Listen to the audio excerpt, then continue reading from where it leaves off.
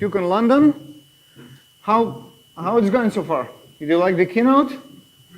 Rob, he's amazing. I'm a big fan back from the Spring Source days. He's just so good. Yeah, so we're going to talk about data-driven DevOps. We'll try to pull the analogy of culinary cooking on it. I don't know how it will fit. Well, I guess we'll see. Well, this is me. My name is Baruch Sadogursky. I'm developer advocate with JFrog.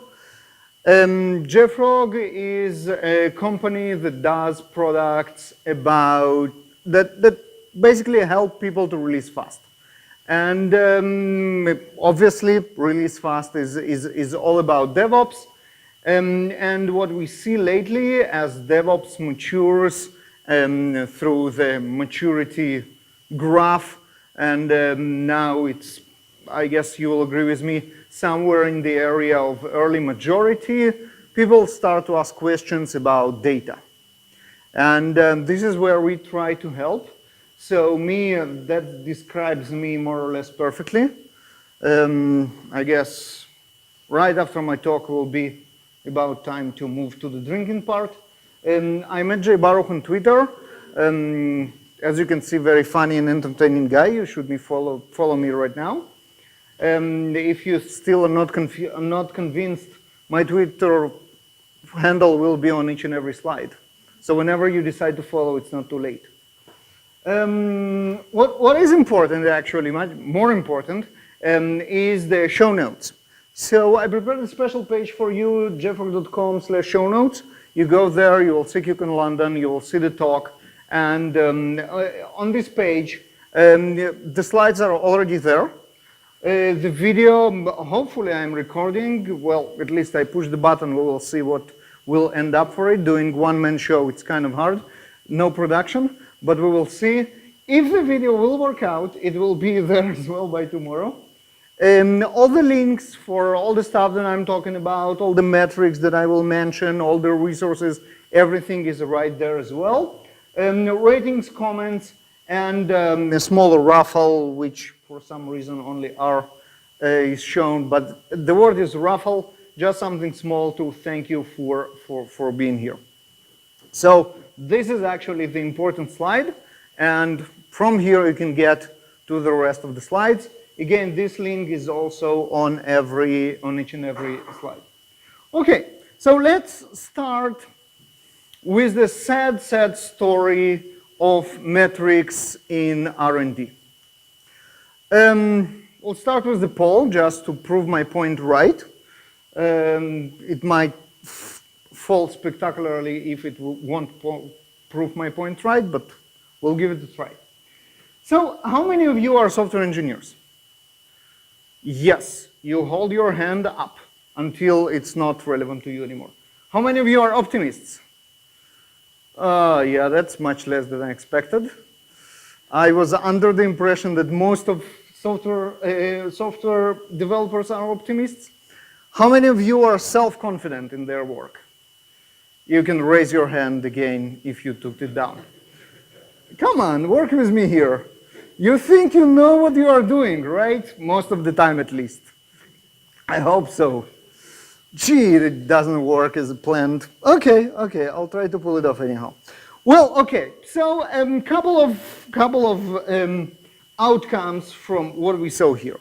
So first of all, optimism is not as good as we think of it. I'm an optimist, and apparently that's because I'm not very smart.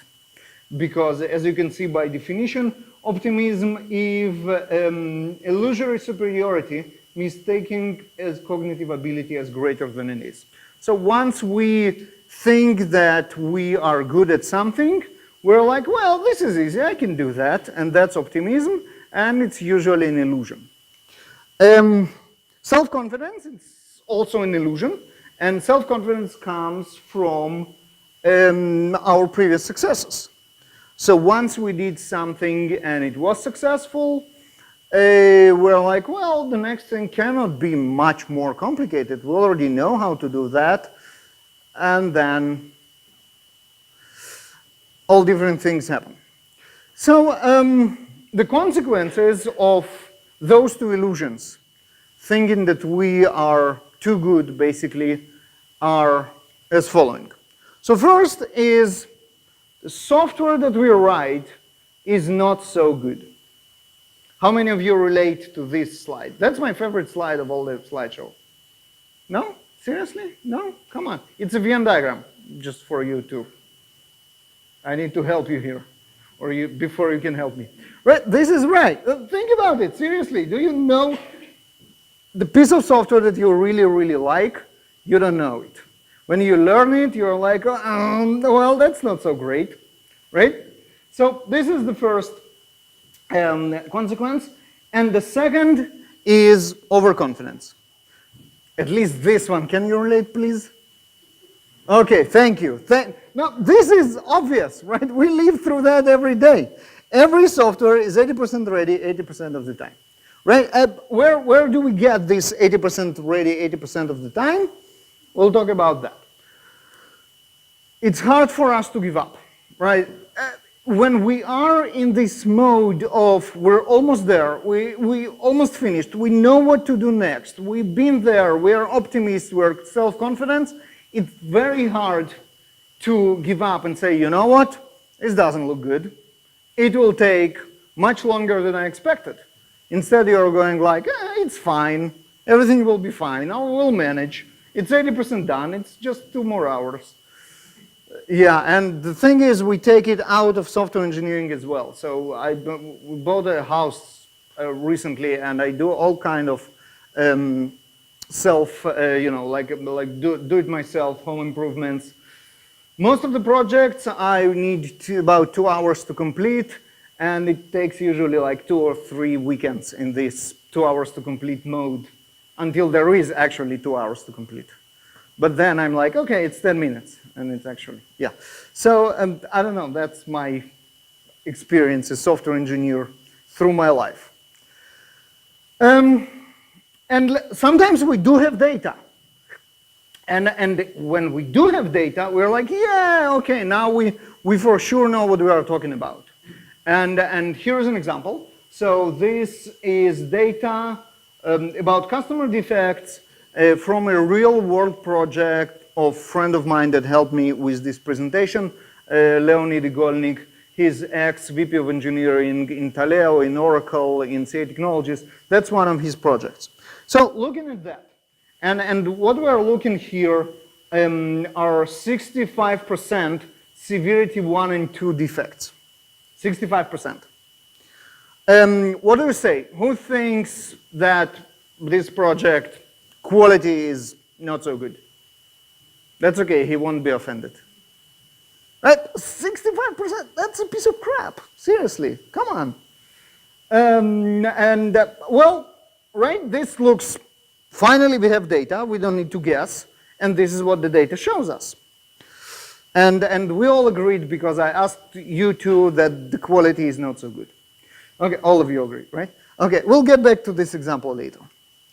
Well, how do we know all those wonderful stories of 80% done 80% of the time? We're almost there, it's near completion, and there's like, we only have a couple of bugs to close and everything will be fine.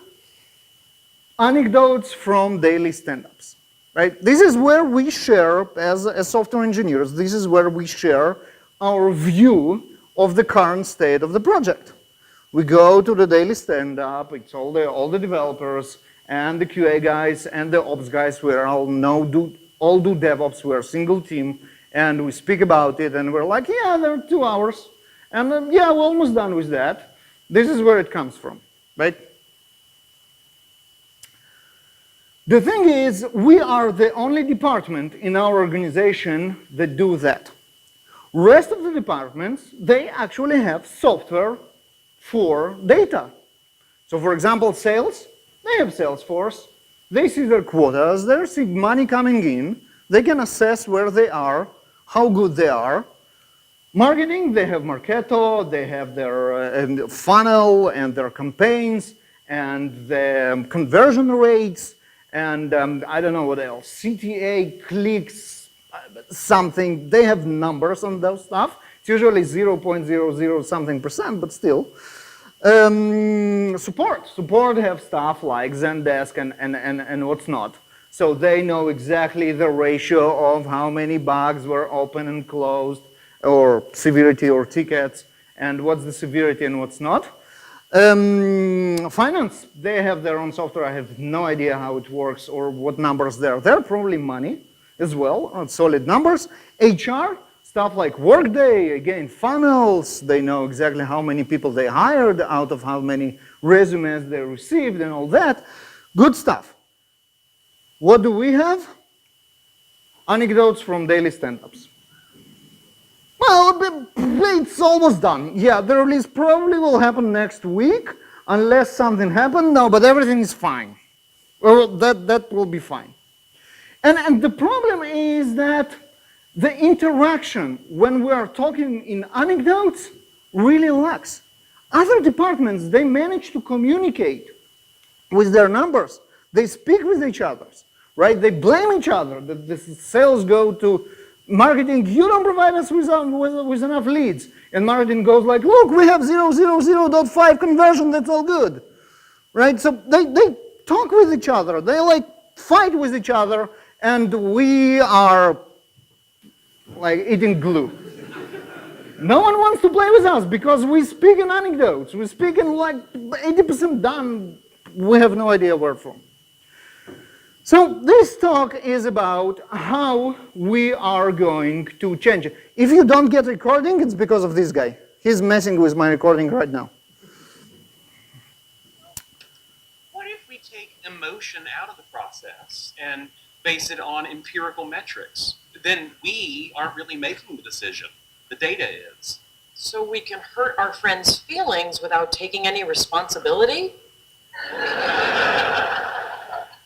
Me likey. Right? This is great. If we only had the data, we could hurt the feelings of other departments without taking responsibility. That's great. So let's see what we have. Now, it's not that we never had metrics. We always had tons of metrics, right? The engineering metrics always had. So in dev, we have the velocity, we have the architecture, runway, or whatever fancy names, stuff like compliance metrics.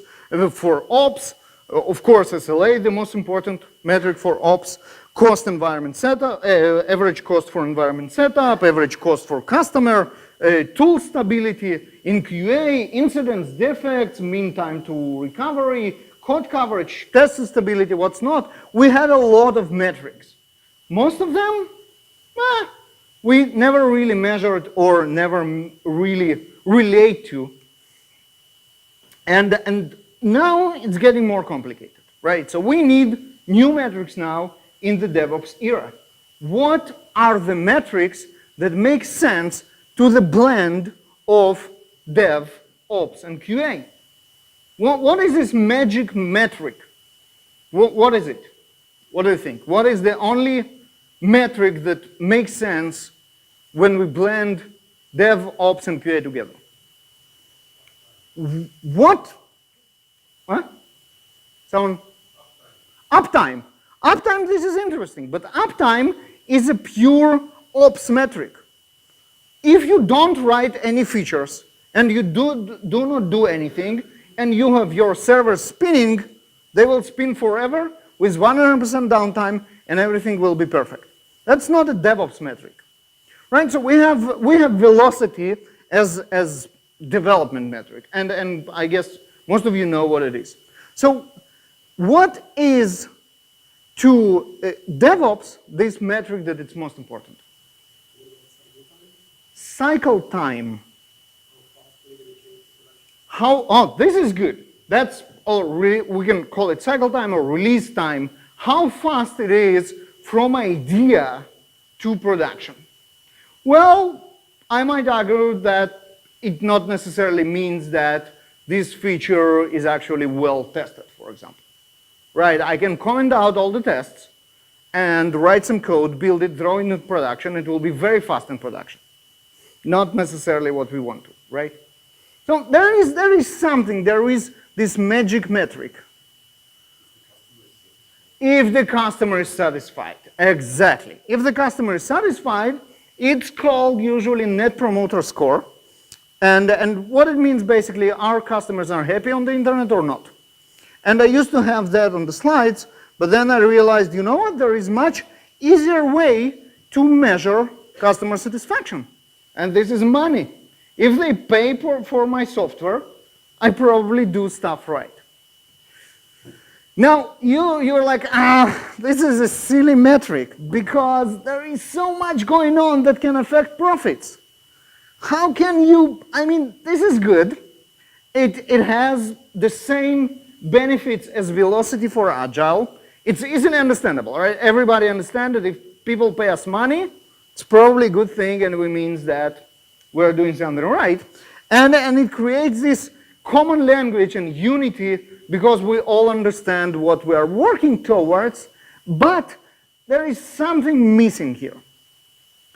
And to show you what's missing, I'll try this game again. And we'll see if this time it works better. And now you hands up and you keep them that way. Who knows what velocity is? And in Agile terminology. Everybody knows. Good, good, good. Hands up, hands up, hands up. Who knows what burn down chart is? Okay, still the same hands, keep them up. Who has a burn down chart? Okay, half, no, yeah, third of the hands went down, 2/3 are still up, up, up, up, up. Who looks at the burn down chart? I don't know, you're keeping doing that. What does that mean? You don't have the burn down chart, but you're looking at it? No, I'm just kidding, sorry. Okay, more hands are down, now we are about half. How about who trusts the burn down chart? Okay, any one single hand? One hand. One hand. Yeah. Who knows what to do if it doesn't look right? No hands. Oh, one hand? You actually know what to do if the burn down chart doesn't look right? Huh?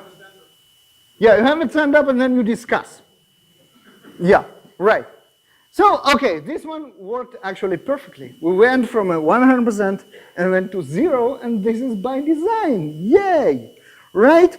So what is the problem? Why? Why we have that, we know what velocity is, we know how to measure it, that's the burn down chart, but we actually have no idea what to do if something went wrong. Because it is too coarse. It's not really actionable. You don't really know what to do. And that's true for our magic profit metric as well. When profits go up, you're like, good, good job, right? Everything works as expected, we make more profit, probably our DevOps works. But if it doesn't, then what? It's too coarse, and it's actually true for DevOps as well. Now, you know this picture of DevOps, which is actually much more true than the previous one. DevOps, with the rare exception of Netflix, and you are not Netflix, is not about blending all of them together completely. It's about having common points, common interests, common goals, but still keeping the deep specialization, right? In our team, this engineering team, we do have people that know how to set up Kubernetes and other people that vaguely know how to run a command that will operate it.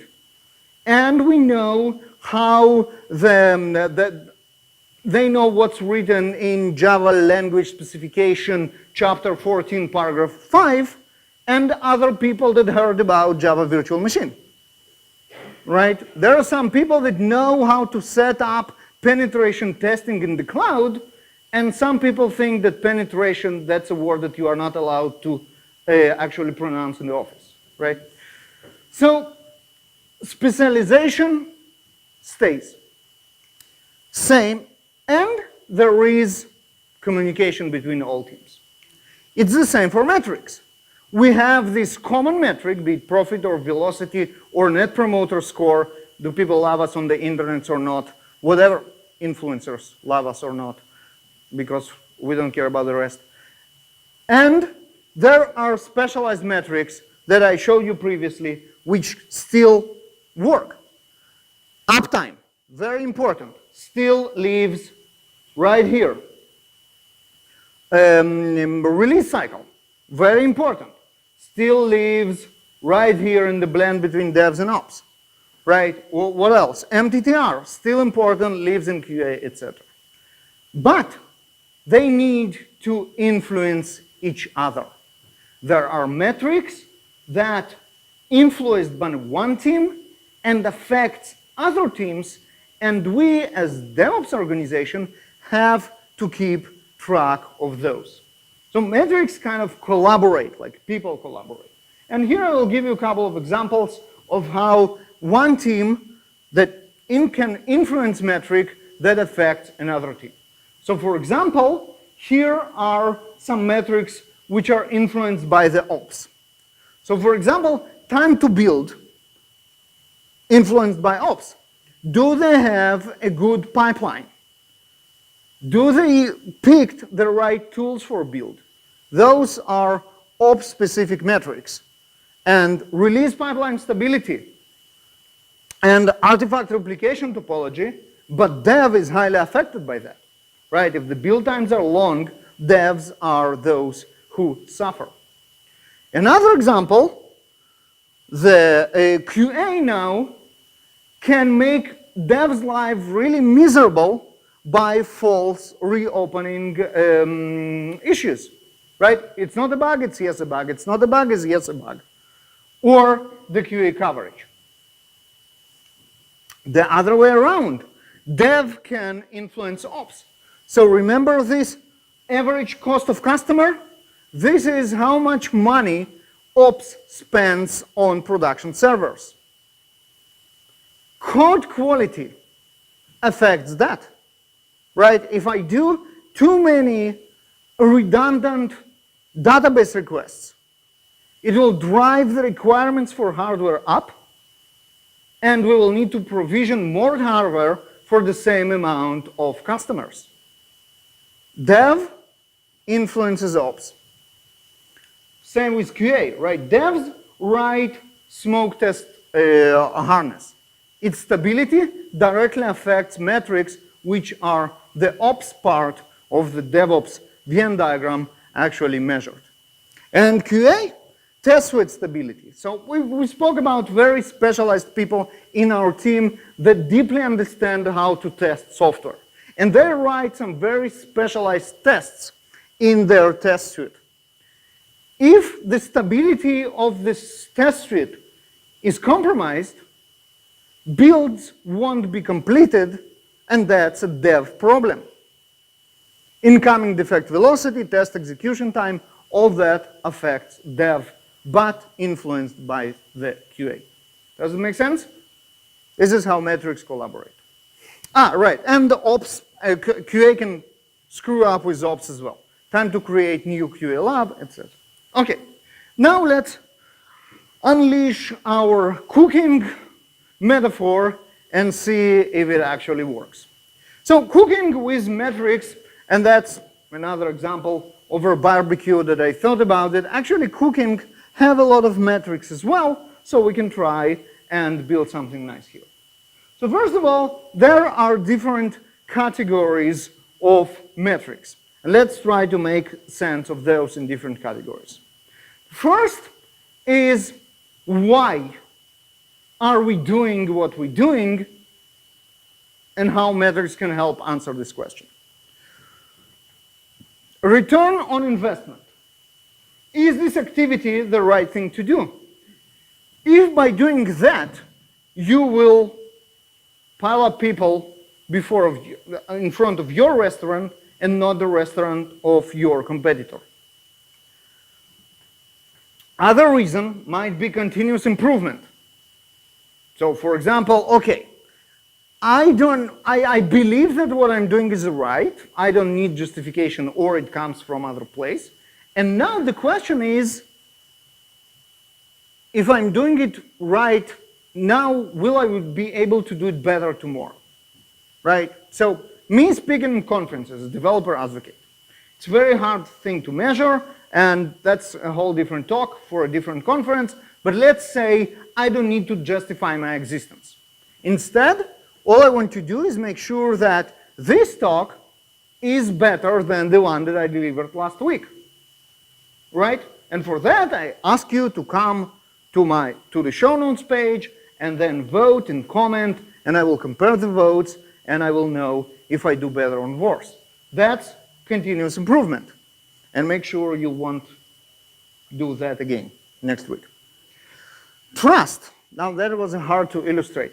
Those are actually the king's food taster. They test that the food is not poisoned. So metrics can help to build trust. You remember that we are sitting in the corner and chewing glue because no one wants to speak with us? And that's because we didn't build this trust with metrics, right? When we keep saying everything is ready 80% of the time, after second time, fifth time, 10th time, people stop believing us. If it's not the case, and usually it's not the case. So metrics help to build trust as well. For those three categories, there are different types of metrics that we need to collect. First, how do we collect them? So first is a complete sample. Complete sample makes sense when you need to understand if you are doing the right thing, the return on investment. You need a complete sample to understand how what this activity correlates to what you invested, right? What is the right thing for me to come to QCon? Depends on how much Artifactory you're going to buy. But for that, I need to know for each and every one of you, after my talk was so impressed that went ahead, bought Artifactory, and now that was justified. Or you giggled here, and you went away, and my company didn't get any money, and they're like, screw you, Baruch, you just want to travel the world. You are now sitting in the office and writing blogs. That will be a very sad day, by the way. So yeah, that's the complete sample. And it really doesn't matter how you gather that. And that's a very, very sophisticated tool that not a lot of you can get access because it's very expensive. No, that's Excel.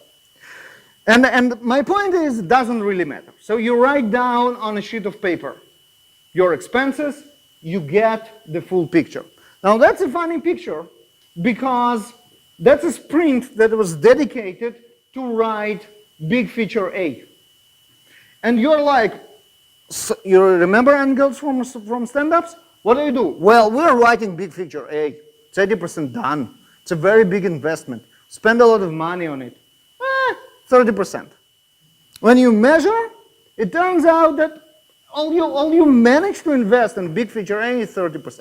The rest was also important, right? Everything here is important. Improvement, engineering velocity, and reducing technical depth, and corporate initiatives, quality improvement. Keep the light on. The biggest investment keeps the light on. What does it mean? Bug fixes, maintenance, this kind of stuff. But you need to know this stuff in order to realize what are you doing and if it's worth doing. Representative sample. Representative sample is what you need for continuous improvement, right? So, how effective are we? Samples are good enough if they are built from a representative sample, right? So let's say some of our QA engineers actually file, or support engineers, actually file a type of resolution for a defect. Not all of them. But if we do it consistently, week after week, we can see how different types of resolutions change over time, even if we don't have the complete picture. And they need to be collected over time because we actually need trends. The third part is predicting the future, this trust component. And for predicting the future, we actually need both. We need the complete picture and we need it over time, and only then we can predict the future in trustworthy manner. And now I'm going to show you 3 examples of those DevOps metrics that affect each other and intended to those 3 types of activities: return on investment, continuous improvement, and predicting the future. So here is your Scrum Team Avengers, obviously. And what they do is, you remember, they share anecdotes from the daily stand-ups. Okay, so here is one. We never get enough testing environments from ops. QA are suffering. Remember, ops should provide the metal for QA environments, and then the developers like, we cannot test anything because we don't have enough environments. So what do you do without metrics? You're like, well, okay, we need more, probably need more hardware to create more labs. So let's gather some data. And we go and gather some data, and yeah, it doesn't look so good, right? So it started, we had like 10 environments available. They were fully utilized very, very fast and keep being almost fully utilized through the whole collection period. And it doesn't look good. Well, why? What's happening? What else can we measure to answer the why question? What do you say? Any ideas? Yes? We're using them for testing, but that's the right direction. How long those environments are checked out? And that's an interesting picture. Look at that. So we have Raj over here. He's very responsible. He checks out the environment for a day and then releases it. Jane, Christina, they are responsible as well. And then like things are going nuts. Michael is the worst. 25 days he has the environments without releasing it. So people just don't release the environments. And this is why the problem occurs. So, continuous improvement. Let's do something simple that will fix it. We can implement auto release. Boom. Now, responsible VP of engineering provides more hardware after the complaints. We were here to see what's going on. All of them are utilized immediately. Boom. Not only the problem disappeared, they actually managed to cut down on the price and then on the cost, and then actually improve the stuff. Here's another example. Tests are failing because the test suite is not stable. QA makes our build fail without reason. The developers say, we write good code, we have good tests, but the build's failing because the test suite is not stable.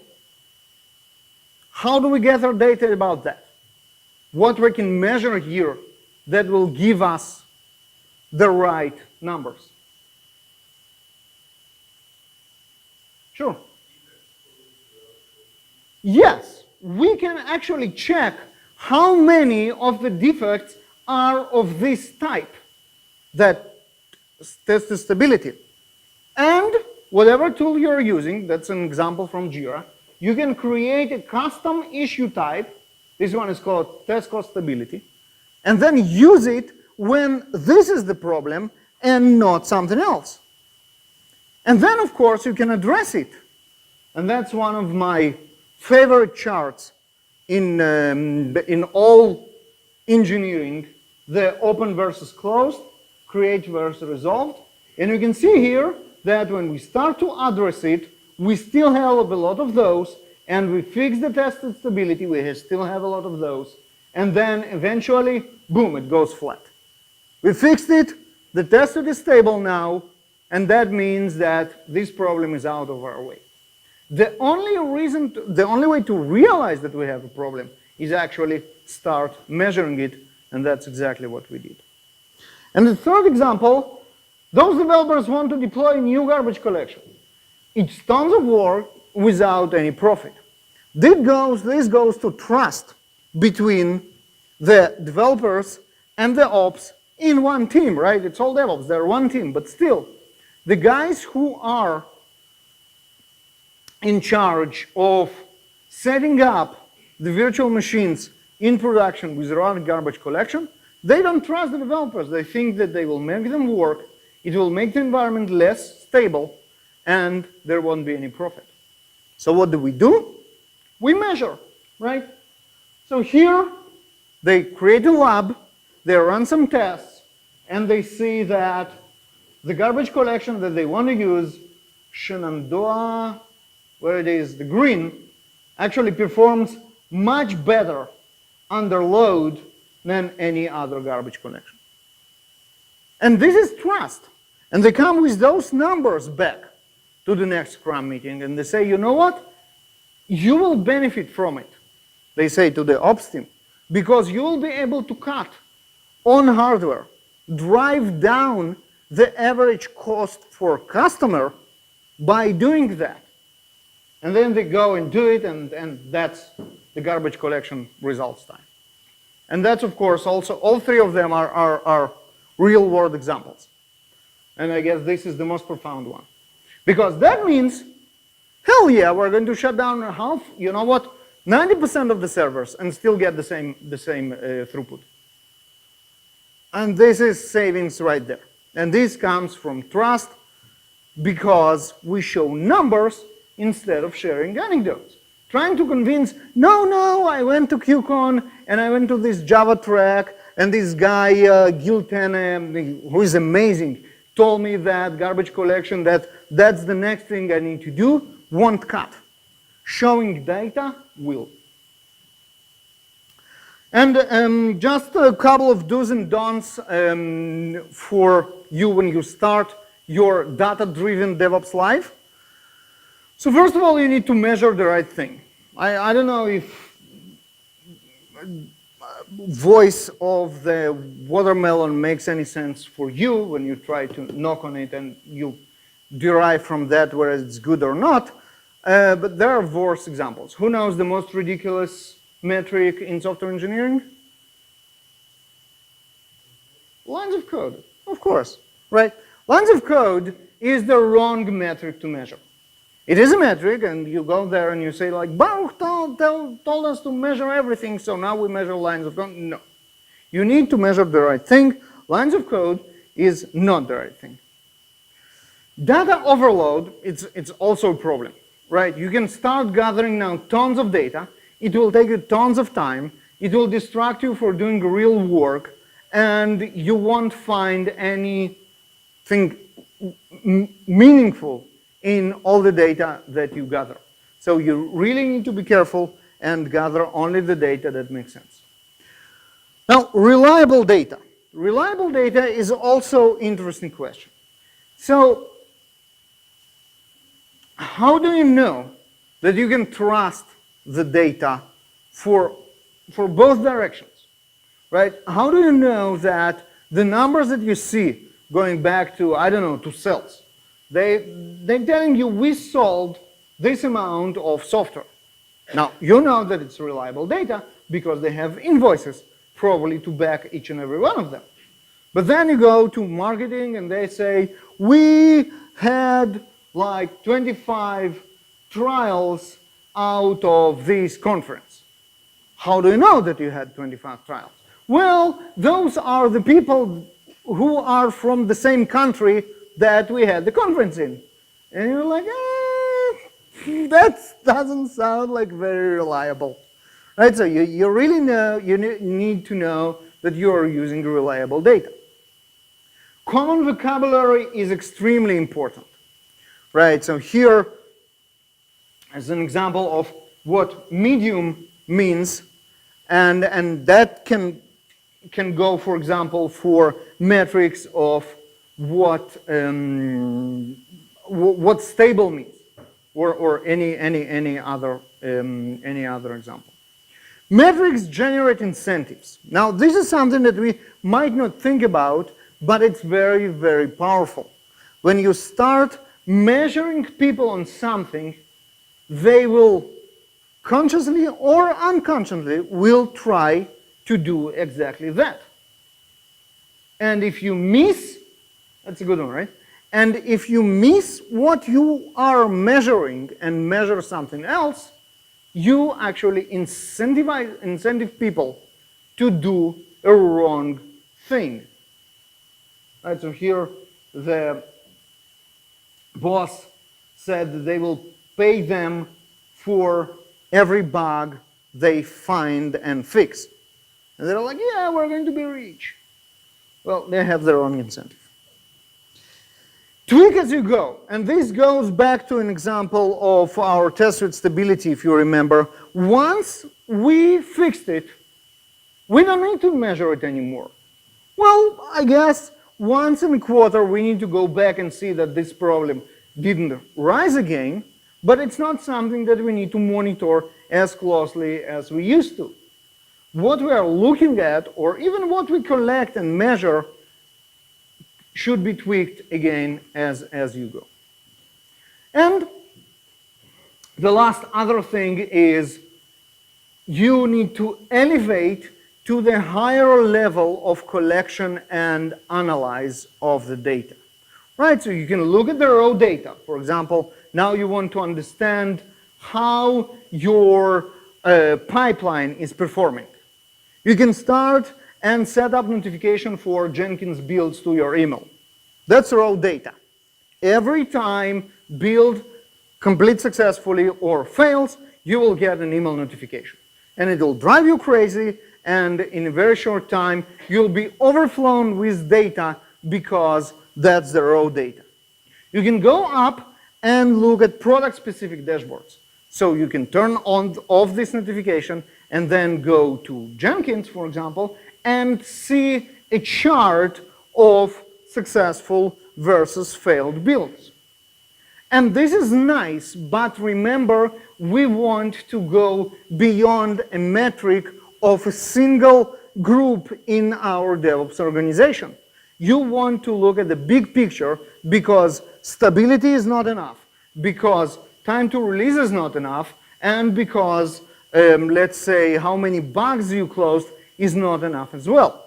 And this is where you need to look at something that works together. And here, of course, comes this shameless plug that I was put here in front of you to make, and that will be JFrog Insight. Now, JFrog Insight is one of those tools, not the only one, but obviously I believe the best, which allows you to do this high-level understanding of what's going on inside your organization. So you can see here, for example, security vulnerabilities, unclosed developer branches, completely two different things, build run success versus duration, artifacts deployed or not deployed to production, successful promotions, modules and dependencies count, build storage, commits count, stuff that come from completely different areas of this Venn diagram, which is DevOps, and give you the big picture of what's going on, allow you to look at these metrics and make smart decisions and go back to the table that you once wouldn't be part of. Remember this guy? We started with it as an example of, okay, we have data, it probably means something, let's try to analyze what is it. And we kind of look at it and we decided that, I decided and you agreed, or not, but you agreed, that 65% severity 1 and severity 2 is a sign of a quality problem, right? This is what the idea was. Now, in retrospective, you know that this data might not be enough. Let's look at the same data in other angle. Those are exactly the same issues, but now organized not by their severity, but by their resolution. And look at this magic. more than half of those defects didn't require any fix at all. All we had to do is talk with the support engineers that opened those defects and explain them that maybe it's not a bug, it's a feature. That's my favorite answer. Maybe you don't know how to use our product. Maybe there is something that wasn't configured. It's definitely not code fix required, and definitely not severity 1, severity 2. So just taking another perspective of the data completely changes the story. We went from this blame game of QA to development.